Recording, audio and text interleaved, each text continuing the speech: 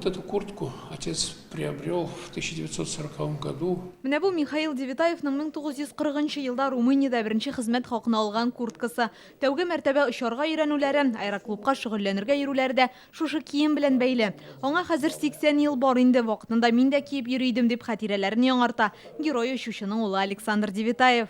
Это все нашло отражение вот в этой вот выставке. Әти турында сөйләгәндә, аның белән бәйле истәлекләрне халыкка күрсәткәндә хәтердә яши. Бу бит аның тормыш юлын гына түгел, тарихны да өйрәнү.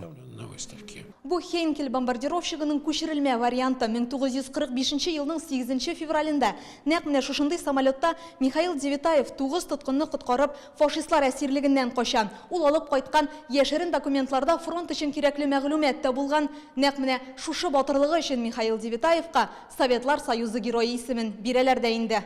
Вот эта вещь, сделанная по дереву, это открытие для меня. Менә бу агачка уеп ясалган картина рәссамы билгеле түгел. Әтинең мондай сурәтен үзем дә беренче мәртәбә күрәм ди ул. Шулай ук 50нче елларда очучы турында газета журналларда бастырылган мәкаләләр белән стендта урын алган. Аларның төп нөсхәсе дәүләт архивында саклана. Иллеләп экспонатны Милли музей, Бөек Ватан сугышы музее һәм Девитаевның гаиләсе ярдәме белән җыйганнар. Действительно, жизнь может быть таким примером. Аның тормышы батырлык үрнәге. Татарстанлыларга Михаил Девитаев исеме булай да яхшы таныш. Ләкин биредә моңарчы күрсәтелмәгән уникаль экспонатлар да бар. Алар үткәнебез турында сөйли. Ниндидер яңа мәгълүматлар тупларга ярдәм итә.